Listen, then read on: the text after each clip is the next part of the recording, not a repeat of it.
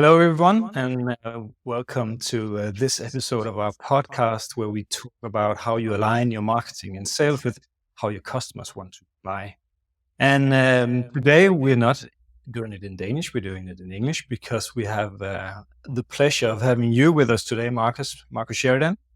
Um, I'll let you introduce yourself briefly in a second. But we've known you for years, we've seen you at conferences, we've even had the privilege of having you do one of your the Ask You Answer workshop at our own agency when we ran that a few years back, and to us it's always been sort of the essence of what you're doing really fits very nice into what we're talking about on this podcast about how to put your customer sort of in the center of everything you do, and it's what we preach to our own customers. So really happy to have you on board today and talk a little bit about that. But well, I guess too many are sort of a household name within inbound marketing and sales. But to the people that might not know you, Marcus, you just briefly introduce yourself. Yeah, sure. I'll give my brief introduction and story, and let me apologize to everyone for not speaking Danish. I wish I could. I really do, because I have now been to Copenhagen and spoken probably like 6 times, and I just love it. It's one of those my favorite cities, and appreciate the Danish people. In fact, I got to tell you this quick story about the Danish people. Okay, before we get started. So the first time I came and spoke there, the gentleman that invited me to speak, also named Jesper, he's a great guy.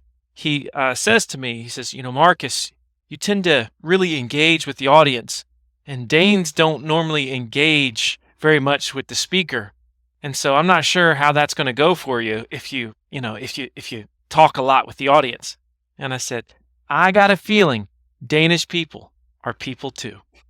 And what was so funny is within like 20 minutes, everybody realized in the room, like, so we can have a conversation together right now. It's not just me listening. We're going to have this great conversation. It was a great conversation. It was really, really fun. So ever since then, just come back again and again. It's been really wonderful. But, my career really started as a swimming pool company owner right out of college, just a really little business at university in 2001. And I had a couple partners, and we were trying to grow the company, and we were somewhat, but then the crash of 2008 came, and we thought we were going to lose the business. And it was during that time that of really just being afraid and scared that I was going to lose everything, that I started to research this thing that you and I might call inbound marketing, content marketing, social media. And what I heard in my mind as I was researching these things was, Marcus, if you just obsess over your customers' questions, worries, fears, and you're willing to address them online through text, through video, especially on your website, you might save your business. So I called this little strategy, they ask, you answer. Really simple. And to make a long story short, we became the most trafficked swimming pool website in the world. And I started to write about what I was doing. And that started to lead to speaking opportunities and consulting opportunities, which led to an agency, which I still have today, which is called Impact. And now I've spoken all over the world. I've been speaking full time for probably, 12 years or so. And it's been truly amazing. It's changed my life. But ultimately, when somebody says, what's your thing, Marcus? My thing is really learning how to connect with your audience. And connection occurs in many forms. Sometimes we call it marketing. Sometimes we call it sales. Sometimes we call it leadership. But at the root of all of it, it's connection. And to connect effectively, you got to understand how to communicate. And so really what they ask you answer is, it's a means of communicating with the world so that you connect deeply with really what they want to know and how they want to feel and what they want to understand. And it's a strategy that's not going away regardless of what happens next. No, because it sometimes it actually seems pretty simple, but I've seen a lot of people not being successful with like small things around this. So apparently there is a little bit of magic attached to it. So Well, I think a lot of people are um, come from a place of scarcity and are not as open as they should be. They're trying to protect something that they think needs to be protected, some secret information within the company or some secret sauce or just some silly thing like that. And it's not the case. You know, hey, when I started, they ask you answer for my pool company, and then uh, started paying attention to how the content was working. I noticed, and I've seen this over and over again since then, not just with my buyers there, but I've seen it now with buyers all over the world. There's basically 5 things that buyers will know when they're researching a company, a product, a service. They will understand all the questions they have about cost, pricing, etc. They want to know what are the negatives with it or the fears. They want to address their fears, their worries, their concerns. We'll call that problems. So cost is one, problems is one. They want to understand comparisons. People love to compare stuff online, this versus that. They love to understand reviews. We want to know the good, the bad, and the ugly, though. We just don't want positive reviews. We want to know all of it. And then finally, number 5, we want to understand the best, the most, the top, the least. I mean, just anything that's extreme. So we've got cost, problems, comparisons, reviews, best. Those 5 things, that's what buyers want to know. And businesses still to this day, 2024, are afraid to talk about it. Because again, they think they got something to protect, when in reality, if you're not willing to talk about things, you're not going to make a deep connection with your audience, because they're not going to feel satiated. They're not going to feel like they've been fed. They're going to have doubts still. And if they have doubts, that's what leads to inaction. Inaction means they're not filling out that form on your website. They're not calling you. They're not saying, geez, everything I ever learned about this thing, I learned from you. Because that's what people said to me for years. Marcus, I feel like everything I ever learned about swimming pools, I learned from you guys. That's what everybody wants to hear regarding their product or service. So Marcus, it's been like 8 years since you published the first version of the Ask You Answer, the book I'm holding in my hand right now. Very highly recommendable. And as you just mentioned, like the core concept of this is still valid. Those are still the things that you need to have on your mind. But has something changed also since you wrote that book? Do you see some like major changes in that landscape? Yeah, so I wrote the first edition of They Ask You Answer 2017. The second edition says 2019, but it really came out in 2020. The third edition will be coming out probably by the end of this year. And what a lot of people don't know, it's actually going to have a different name. It's going to be called Endless Customers. And because that's the payoff of the framework. The framework really is They Ask You Answer, but the payoff is Endless Customers. The reason why I'm doing the book every 3 to 5 years is because stuff is changing, right? So certain things don't change, certain things do change. What doesn't change? Principles, right? Principles. So for example, what I just described to you, the big 5, that's actually not going to change. In 20 years, when people are researching something to buy, they're going to be researching those subjects, right? Unless money doesn't exist, I think it probably will, right? So it's like those are the things that we're going to be researching. The way we research them is going to change, right? We might not have Google in 20 years. In fact, I think there's a pretty strong chance that we don't have Google search in 20 years. And if we do, I would suspect that it's being used 10% or less of what it is today. So we're talking about a massive shift in the way that we research online. It's going to change.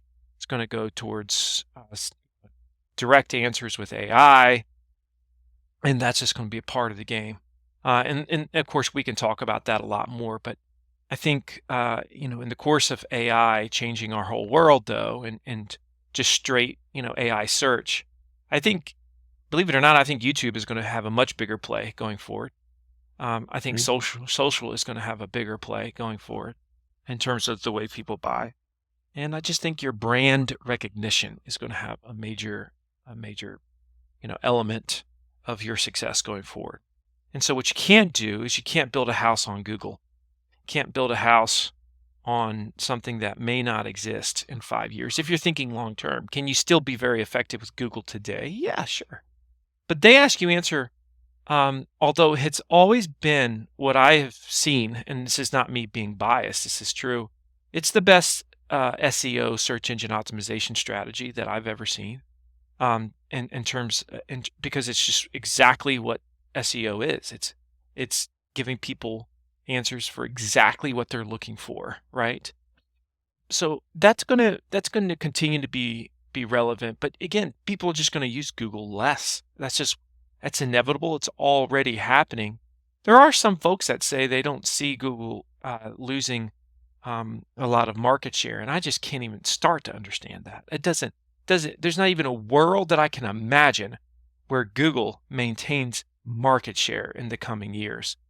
And so that's one of the reasons why, or that's one of the shifts that we see happening. That's why the third version is going to be coming out. But I think another element that is evolving is just sales and marketing teams in general, right? That's evolving. The marketing team has greater influence than it's ever had in the history of business in terms of your success. Most companies still don't do marketing well. They don't invest in marketing appropriately. They disproportionately believe the sales team is going to make all the difference, right? And so, if you're going to build a serious brand, if you're going to become the known brand in your market, you have to do great marketing. I mean, you just have to. And a lot of companies don't understand that. I don't think you can build your house on Google Ads either. I don't think they're going to be nearly as prominent in 5 to 10 years as they are today, not even close. And so, if most people are using AI for search, and let's say you have a paid subscription, so therefore you're not seeing ads, you're just getting the answers you want, right? Now, they're still going to go to your website, right? They're still going to go to your website.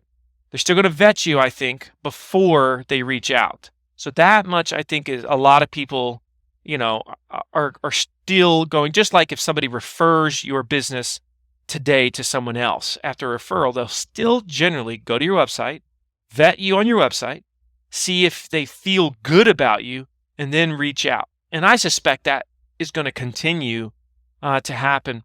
I think buyers are going to continue to get more impatient with time. I think they're going to want things faster, right? Which is why self-service tools are very important. I talk about them in the second edition of the book. I'm going to talk about them a lot in the third edition. Self-service tools are like this. Pricing calculators on your website. I think pricing calculators are going to be a standard even for B2B service-based businesses over the next 5 years. And some of you will hear that and you'll say, that's not true. I've had people tell me it wasn't true before, and they're eating their words. So, it's as simple as saying this. Here's how you know something's going to happen. If I say to you, well, as a buyer, would you like to see this? Would you like it as a buyer if there was pricing calculators on websites? You'd say, yes, absolutely. I would love to see that. Okay? Well, then guess what? They're going to be there. They're going to be there. And, it's going to raise the bar for everybody. Research that we often reference is the Gartner research that shows how a vast majority of B2B buyers actually find buying B2B products very complex, difficult. Why do you think that is, and what should companies do to address that? Well, biggest reason is they don't follow the ask your answer. It's like we make so if you look at a lot of B2B websites and you're forced to answer the question, what is the problem this company solves in one sentence? Oftentimes you can't do it. You can't do it. Which, by the way, they should be following StoryBrand by Donald Miller for their website messaging, right? For your content, you follow they ask you answer. For your messaging, you follow story brand. If you're not already doing this, if you're listening to this right now. So I think we overcomplicate what we sell. We overcomplicate how we sell it, because the sales process is oftentimes a lot more difficult. There's a lot more like hoops that you have to jump through, and so there's obstacles. It's frustrating, right? I mean, these are all things that make it more difficult. I mean, humans have this way, especially in B2B, to overcomplicate things. The great businesses know how to simplify. They understand how to think exactly like a buyer, and they remove those obstacles. Just like I said, like to get pricing in B2B, it's like you've got to go through 3 sales calls. Give me a break. Come on. You can do better than that, right? And nobody wants to wait for 3 sales calls to get any pricing, but that's how it oftentimes works. So, this is the type of thing that we can improve. So if a company was to come to you and say, we get it, Marcus, we want to go down this road and maybe make it a little bit more simpler, maybe get closer to our customers, what are the first steps you would advise them to take? Yeah, well, if you want to become that voice of trust, if you want to connect deeper with your customers, first of all, you got to start thinking like them, right? That's a big deal. And you got to say, do we want to become the most trusted voice in our market? If the answer is yes, if trust is fundamental to you, which, by the way, that's a principle, it ain't going away. It's never going away. Okay, AI can rule the world. Trust is still going to be the core of your business, right? And so you got to say, are we going to be the voice of trust? If your commitment is yes, then you say, well, how do we do it? Well, you got to do 4 things. You got to be willing to talk about what others in your space are not online. You got to be willing to show what others in your space are not. You got to be willing to sell in a way that others in your space are not. And you got to be more human than others in your space are not. That's how you become the voice of trust. So tell, show, sell, be more human. Those 4 things. And if I was, face to face with most of your listeners right now, if I said, can you honestly say that you talk about online what others do not in your space? Do you show online through video what others do not in your space? Do you sell in a way that others do not in your space?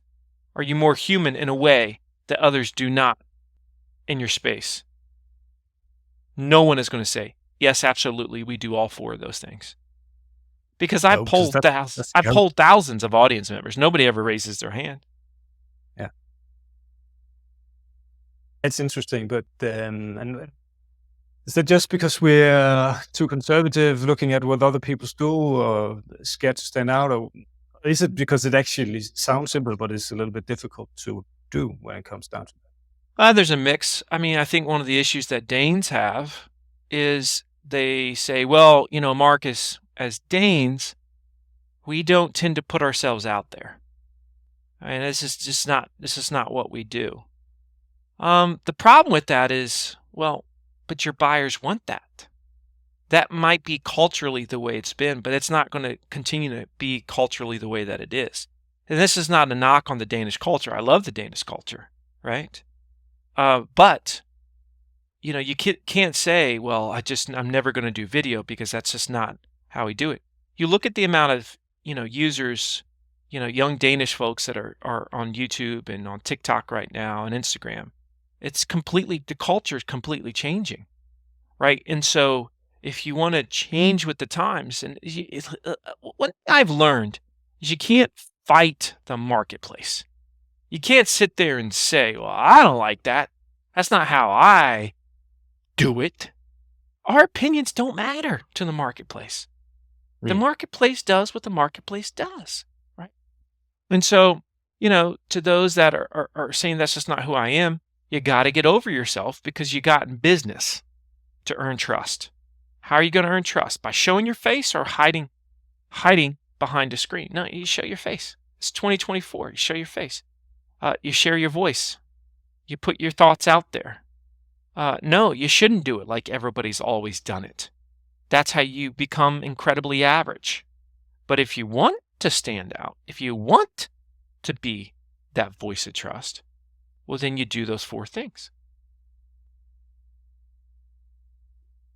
So anything that comes into your mind when you say that, well, we are actually building trust now, and we say, well, let's put ourselves on the spot. Let's make some videos, because I know that you love to make videos. I love to make videos. I make a couple a day because I think it's important that people know us a little bit better before we enter the room. To those who are a little bit afraid, what is it you think that they're afraid of? Is it being like Judged? Or... Being judged. That's it. That's the whole reason. Because what's funny to me is you're already getting judged. They come to your website and they say, this website sucks. I can't find what I want. I don't like these guys. They've never met you, but they don't like you. Why? Because they can't find what they're looking for. So they're already judging you. Don't you get it? Everybody has gone to a website before, been frustrated, and left. You got judged. Part of being in business and part of being human is being judged. You walk down the street, you're getting judged. Literally. You sit down in a restaurant, you're getting judged. And oh, by the way, you're judging everybody too. And I'm not saying that you're doing this in the wrong way.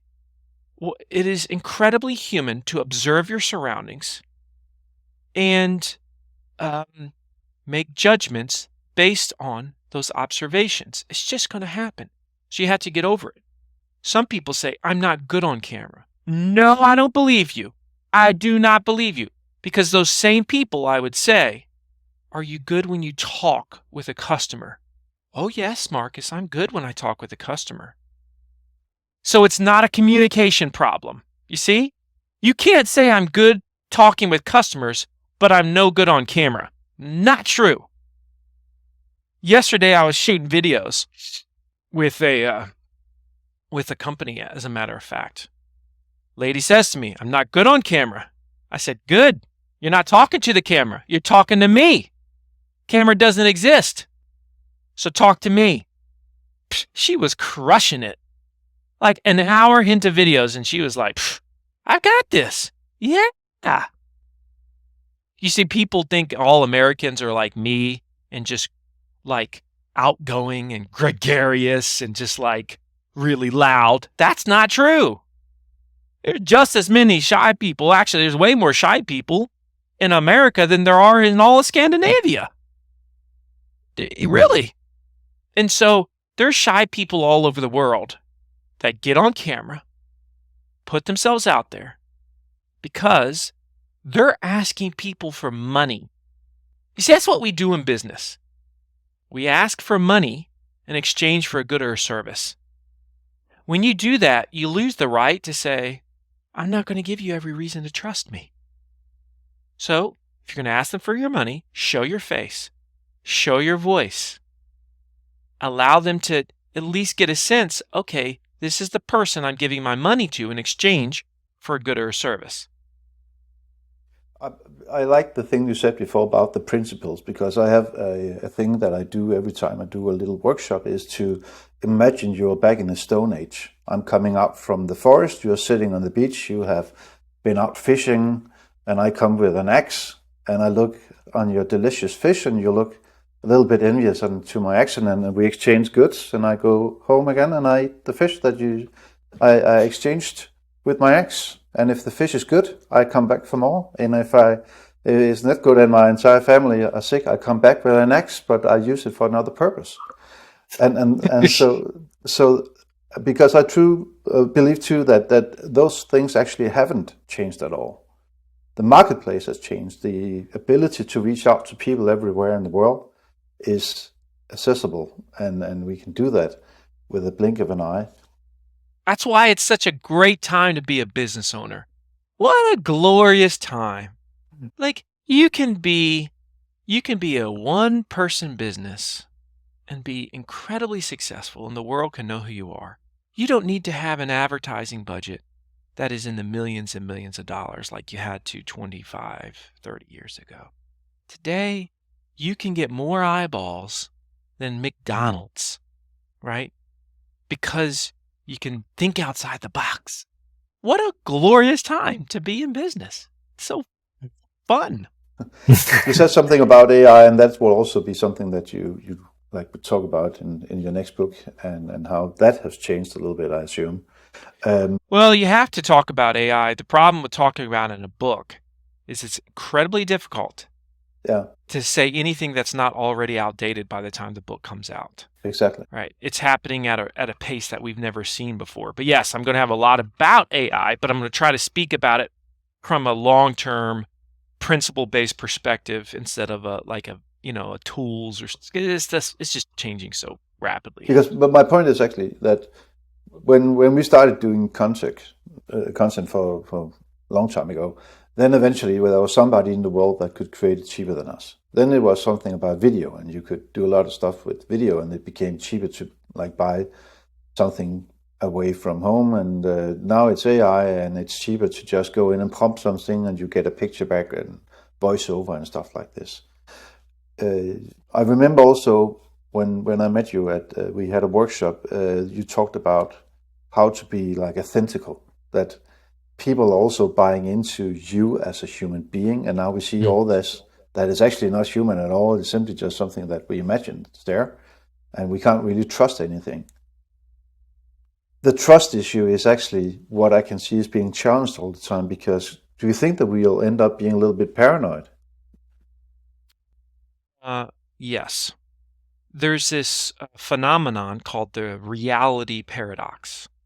And the reality paradox means that we will get to a point where everything we see digitally, we will question if it's real. That's the reality paradox. And once you question if everything is real, then nothing is real. So already many of us can pick up AI created content. We've got this meter, this BS meter that just says that's not real. That's not human. Now, do I think that's necessarily a bad thing to create synthetic content? No. For example, within 18 months, you'll be able to come to my swimming pool website. You'll see somebody, let's say hypothetically, that looks just like me, going to sound just like me. You won't be able to tell the difference. It's not me. I will be the chatbot of today. And I will say to you, welcome to River Pools. What questions do you have? And I'll answer any questions just as if you and I were talking right now. And we'll have dialogue, and it's going to feel like you were talking with Marcus Sheridan. Now, does that increase the human feel of your experience? Actually, yes. Because what's going to happen is we're going to have situations where somebody does that, and then they're going to meet me in person, and they're like, Marcus, you're just like your AI Marcus. Like you sound, you look just alike. That's very powerful. But you see, it's not like that today. So what happens is we judge AI based on what we see today, not on what we're going to see tomorrow. There's a great phrase, which is, you can't fit the future in the containers of the past. You can't fit the future in the containers of the past. The perspective that we have is very finite. It's very limited. And so because of that, right now we say, oh, it's not very authentic. It doesn't feel authentic. Well, you can actually create text right now that feels very authentic. Most people don't understand how to prompt accordingly, but you can do that. Eventually, video is going to feel very authentic. But the key is that it shows what is humans from you, from your brand, from your team. That it's not somebody else. It's no different than if you're showing two images on your website today. One's a stock image and everybody knows what a stock image looks like versus an image of your team. You can tell the difference immediately. So it's going to be the same thing when you're watching a video. It's the same thing with just any content we see. We're going to get a sense for, sure, it might be a video, but it's not real people. It's not their people. It's not what they look like versus that is what they look like, whether it's actually synthetic or not. And so I don't think anybody can accurately right now say how this is going to play out. I think authenticity is going to be a big deal. I think showing that you're human is going to be a big deal. But I do think I'm the type of guy that says you got to be incredibly human and you should be using AI as much as possible in terms of learning from it, experimenting with it, and creating with it right now, because it's not going to go away. And it's the most significant, we'll call it man-made creation that's happened to the world since fire and electricity. Those are the only two comparables. It's way bigger than the internet. Way bigger than the internet in terms of the impact it's going to have on business. Yeah, so today I think it's easy to see how AI might make us some distance ourselves from our customers. But do you actually see this as something that can bring us closer to our customers and their needs and the way they want to buy? Yeah, I think, like I said, if you're talking to a synthetic Marcus, and it feels like we're talking right now, how does that not bring you closer to me? It does. Now, there's going to be this gap between now and then of imperfect, but eventually it's going to feel and look perfect. It really will. It's not that far away. That's why I say it's going to be happening on websites everywhere in 18 to 24 months, right? And so I think that's going to, absolutely be the case. I think you're going to be able to get, have just a way better user experience on our website because of that. I think I'm going to be able to give you information faster. I think you're going to be able to, we're going to be able to make buying decisions quicker.